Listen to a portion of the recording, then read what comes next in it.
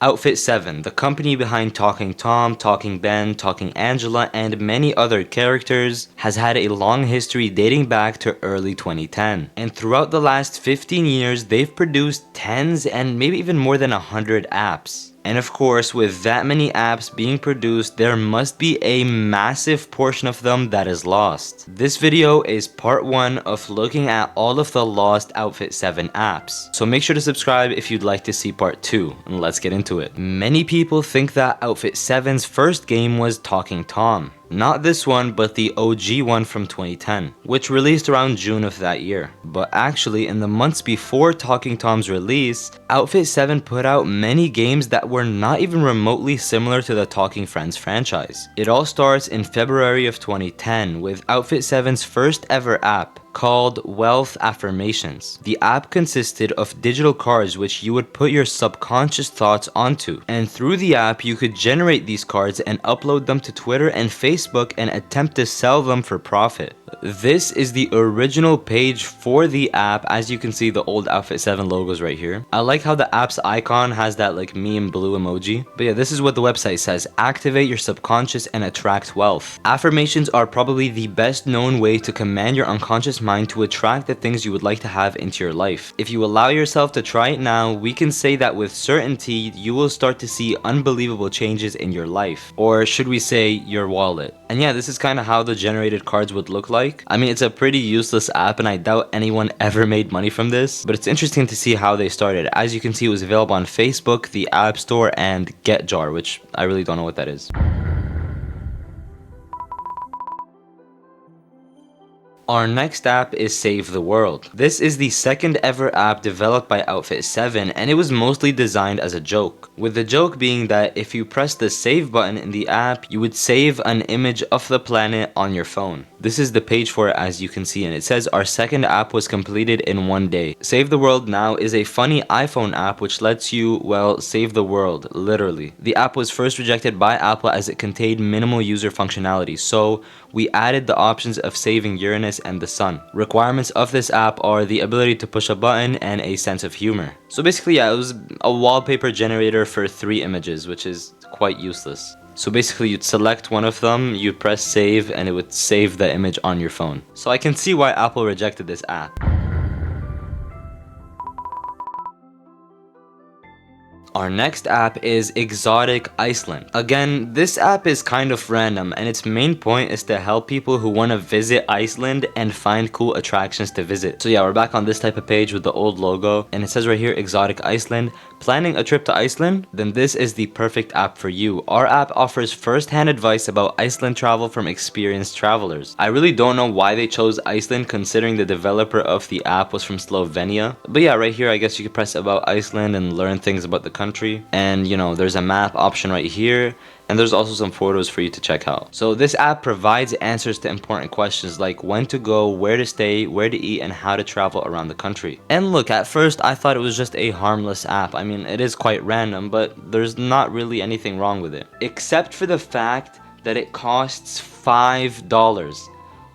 Whoever paid for this? And that's probably part of the reason that this is still lost to this day, because nobody at the time actually bothered buying it. I've actually found the iTunes page for Exotic Iceland, and yeah, it pretty much says what the website says and it even has the same photos. But what's really interesting is the reviews. They're both 1-star reviews and this one says useless app. Before our trip to Iceland, I bought every app on the iTunes store relating to traveling to Iceland. This app was completely useless and even contained one pirated photo. In addition, the app contains photos of the author's trip to Iceland. So that's probably why they made the app. He went to Iceland, really liked it, and decided to make an app about it. Even if the app was free, it would be overpriced. At $4.99, I'm offended and appalled and want my money back. And this one says, do not purchase by Iceland Traveler. Warning, this app has no value. It incorrectly represents that it will give advice on travel in Iceland. It is a photo album. Very expensive mistake if you purchase. What's also interesting is on the left side right here, it says more iPhone apps by Outfit7. And you know, we have Talking Tom, Talking Harry, all of the original apps, as well as an app that I'll be mentioning later in the video. So that means that this app right here was still up when these apps were released. So it likely stayed up till maybe 2011 before it got removed.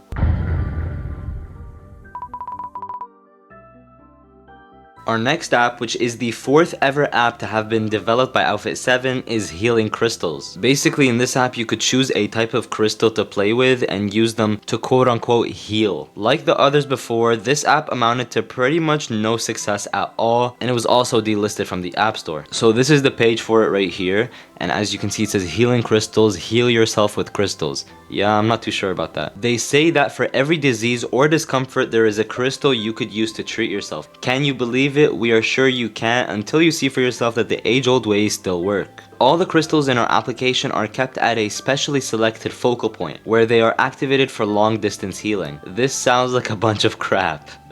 And it says you get 9 free healing crystals with 36 more to unlock, detailed explanations of the healing power of crystals, beautiful high quality photos of crystals, and just a bunch of other garbage. Why not start today? Try it now, it's free. Well, I'm sold. Again, checking out the iTunes page, it pretty much says everything that the website says, and yeah, all 1-star reviews. It's amazing that people would spend money or medical hope on something this dumb. How does it even work? Do you just stare at it? It's not worth the money, don't buy any of it. And this person says, guys, it's wrong. You charged my credit card 2 times and I still couldn't not open more crystals. Why did you buy crystals twice? Don't buy this apps. Okay. It doesn't say how much this app sells for, but there is an in-app purchase to unlock everything for $5.